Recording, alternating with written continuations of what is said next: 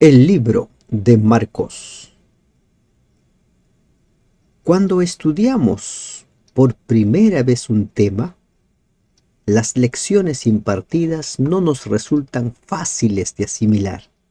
Necesitamos repetirla 2, 3, hasta 4 veces para familiarizarnos con el tema y para comprender qué es lo que nos quiere enseñar. Jesús instruyó a sus discípulos y en esa instrucción tocó temas que a ellos les resultaba nada fácil de asimilar. Te damos gracias, Dios, por permitirnos iniciar el estudio de la lección número 7. Dirígenos, Señor, a lo largo de este estudio. En el nombre de Jesús te lo pedimos. Amén. Instruyendo a los discípulos. Primera parte. Es la lección número 7. Tómese un tiempo para memorizar Marcos 8:34. Entonces llamó a la multitud y a sus discípulos: si alguien quiere ser mi discípulo, les dijo, que se niegue a sí mismo, lleve su cruz y me siga. ¿Qué quiere decir esto? Si alguien quiere ser mi discípulo, dice Jesús, que se niegue a sí mismo, lleve su cruz y me siga. ¿Le resulta fácil esta lección? ¿Le es comprensible a primera vista? ¿Qué será eso de resucitar de los muertos? Jesús, cuando empieza a hablarles acerca de su misión, del propósito de su venida, les toca en más de una ocasión el tema de la resurrección, de que Él tendría que morir y resucitar. Y los apóstoles no podían entender este tema. Y además, sumado a ello, no se atrevían a preguntar. Los discípulos tenían un concepto claro de lo que debía hacer el Cristo. Esas son las ideas preconcebidas, los aprendizajes previos, y a veces esos aprendizajes previos nos predisponen a nosotros y hacen que las nuevas enseñanzas no sean asimiladas porque no calzan con esa verdad. Es lo que sucede con muchas personas. Quienes ya han aceptado, por ejemplo, que el domingo es el día del Señor, cuando se encuentran con pasajes en la Biblia que hablan acerca de la santidad del sábado, del propósito del sábado, esa nueva verdad no calza en ellos y por lo tanto simplemente lo desestiman. Instruyendo a los discípulos, primera parte. Durante este estudio de esta semana y la siguiente semana, vamos a encontrarnos con instrucciones precisas de Jesús, pero al inicio y al final de las instrucciones encontramos el milagro de la sanidad de un ciego. En el versículo 22 del capítulo 8 se nos habla acerca de un ciego sanado en Betsaida. Y al finalizar el capítulo 10 se nos habla acerca de el ciego Bartimeo recibe la vista. Realmente es muy ilustrativo estas dos historias de la sanidad de los ciegos, aquel que no puede ver, aquel que no puede entender porque no ve. Instrucción básica. Marcos capítulo 8, versículos 22 al 30. Tómese un tiempo para leer estos versículos y poder entender este tema. Vino luego a Betsaida y le trajeron un ciego y le rogaron que le tocase. Entonces, tomando la mano del ciego, le sacó fuera de la aldea y escupiendo en sus ojos le puso las manos encima y le preguntó si veía algo. Y mirando, dijo: veo los hombres como árboles, pero los veo que andan. Luego le puso otra vez las manos sobre los ojos y le hizo que mirase. y fue restablecido y vio de lejos y claramente a todos. ¿Por qué Jesús necesitó 2 toques para sanar a este hombre? Si a él le bastaba un toque, si a él le bastaba decir, recobra la vista, si con una palabra volvió a la vida a más de una persona. ¿Por qué 2 toques? ¿Quiso enseñar algo? ¿Quiso dejar una lección? Este milagro sirve como una parábola de la forma en la que Jesús iba a instruir a sus discípulos, preparándolos para que captasen lo mejor posible la realidad de su misión salvadora. Más de una vez tendría Jesús que repetirles el mismo tema para que ellos pudieran entender. Porque las nuevas verdades a veces no son fáciles de asimilar. Salieron Jesús y sus discípulos por las aldeas de Cesarea y Filipo, y en el camino preguntó a sus discípulos diciéndoles, ¿quién dicen los hombres que soy yo? Y vienen diversas respuestas, hasta que Pedro levanta la mano y le dice, tú eres el Cristo. Tú eres el Cristo. Y Jesús les mandó que no dijesen esto a nadie. ¿Por qué Jesús mandó callar este gran descubrimiento de que Él es el Cristo, el Mesías? Porque en esos tiempos el término Mesías o que alguien se irrogara ese título implicaba rebelión contra Roma. Y eso desfiguraría la misión de Cristo. Por lo tanto, Jesús le dice, no lo digan a nadie. Pero aquí nos vamos encontrando con Pedro. Recuerden a Pedro. Pedro siempre es el primero en levantar la mano. Le dice, tú eres el Cristo. Ahora Jesús, tras conocerse que Él es el Cristo, les va a empezar a describir su misión. En los versículos del 31 al 38, Jesús les habla acerca del costo del discipulado. Jesús anuncia su muerte. Dice el versículo 31, y comenzó a enseñarles que le era necesario al Hijo del Hombre padecer mucho y ser desechado por los ancianos, por los principales sacerdotes y por los escribas, y ser muerto y resucitar después de 3 días. Resucitar después de 3 días. ¿Qué significa esto? En la mente de los discípulos recuerden que Él era el Cristo. ¿Y quién era el Cristo? El que vendría a liberarlo de los romanos. En la mente de los judíos no estaba contemplado la muerte del Cristo. El Cristo vendría como un líder, como un general victorioso para derrotar a los romanos. Y esto les decía claramente. Entonces Pedro le tomó aparte y comenzó a reconvenirle. El mismo Pedro que le había dicho, tú eres el Cristo, inspirado por el Espíritu Santo, Pedro hizo esa declaración. Pero ahora, Pedro, en un momento de descuido, en un momento en el cual él abre las puertas de su corazón, de su mente, se convierte en instrumento de Satanás. Pero él volviéndose, ¿qué le dice? Él volviéndose y mirando a los discípulos, reprendió a Pedro diciendo, quítate delante de mí, Satanás, porque no pones la mira en las cosas de Dios, sino en la de los hombres. ¿Por qué? Porque Pedro le decía, no hagas eso, Señor. Eso no es. ¿Cómo es eso de morir? Y ahora Jesús le dice, quítate delante de mí. Una instrucción clara aquí. Dependiendo de cuán alertas, cuán despiertos estemos. Por eso la Biblia habla mucho acerca de velar, velar. para no entrar en tentación, para no dejarnos usar por el enemigo. Pedro se habrá sentido completamente sorprendido al escuchar esta reprensión.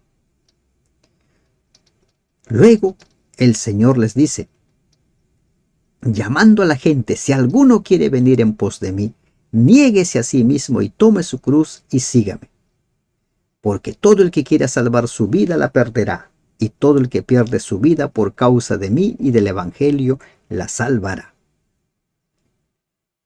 Porque ¿qué aprovechará al hombre si ganare todo el mundo y perdiere su alma? ¿O qué recompensa dará el hombre por su alma? Sus seguidores debían estar dispuestos a pisar el mismo camino,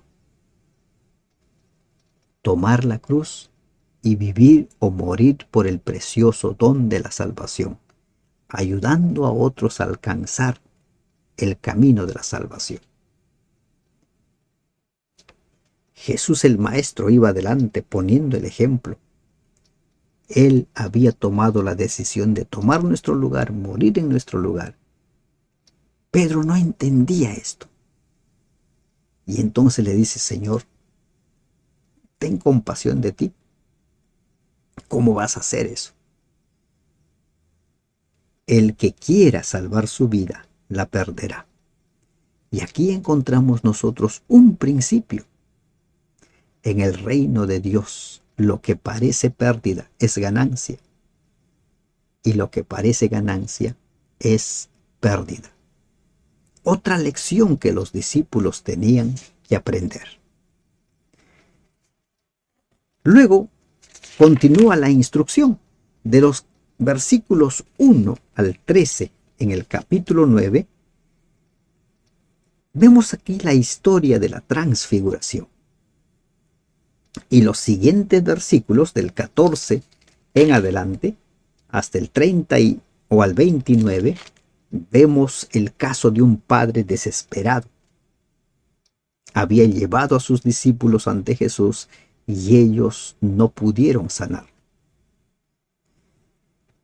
Cuando llegó a donde estaban los discípulos, vio una gran multitud alrededor de ellos. Y enseguida toda la gente, viendo, se asombró y corriendo a él le saludaron. Después de la transfiguración, viene Jesús y sus discípulos, los tres que lo acompañaron, Pedro, Santiago y Juan, y todos lo estaban esperando. Los fariseos, los discípulos, el padre del muchacho endemoniado. Pero antes de esto, ¿qué sucedió? Dice en el capítulo 9, versículo 2, 6 días después Jesús tomó a Pedro, a Jacobo y a Juan y los llevó aparte solos a un monte alto y se transfiguró delante de ellos. Y se les apareció Elías con Moisés que hablaban con Jesús. Lucas capítulo 9 versículo 30 y 31 dice que en esa conversación el tema que se trató fue sobre la partida de Jesús. Ya su ministerio estaba llegando a su final. Entonces Pedro dijo a Jesús, Maestro bueno, bueno es para nosotros que estemos aquí y hagamos 3 enramadas, una para ti, otra para Moisés y otra para Elías. Porque no sabía lo que hablaba, pues estaban espantados. Otra vez Pedro, el que dijo, tú eres el Cristo, el que le dice al Señor, no hagas esto de morir, ¿qué es esto de morir? Ahora dice, Señor, es bueno que estemos aquí, vamos a levantar una enramada para cada uno. Hablaba lo que no entendía. Y a veces hay muchos discípulos que están en el proceso de la formación que se adelantan a cosas y hablan cosas que no entienden y van hablando cosas que no comprenden. Por eso es necesario que ante la duda, si algo no tenemos claro, preguntemos.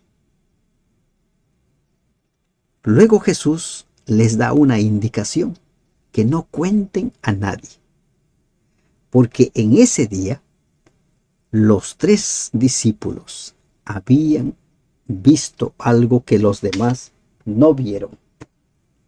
¿Qué es lo que habían visto? la transfiguración. Habían visto la gloria de Dios. La muerte precede a la gloria.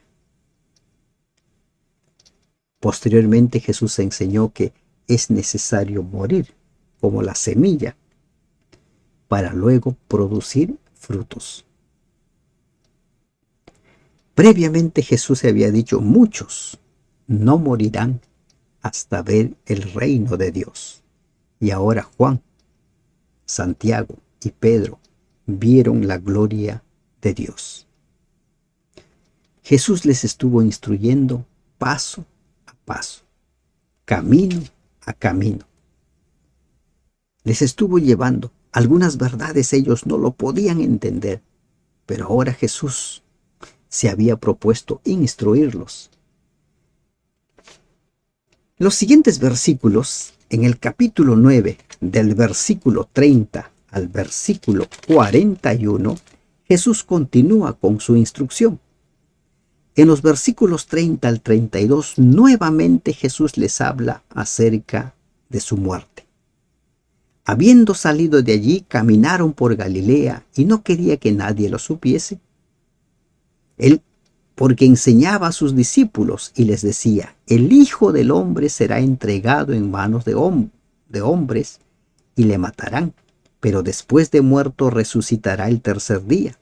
Pero ellos no entendían esta palabra y tenían miedo de preguntarle. La segunda vez que les toca el tema de la muerte, pero ellos no entendían. Y además de no entender, tenían miedo de preguntar: ¿qué es esto? ¿Qué es esto? La instrucción continúa.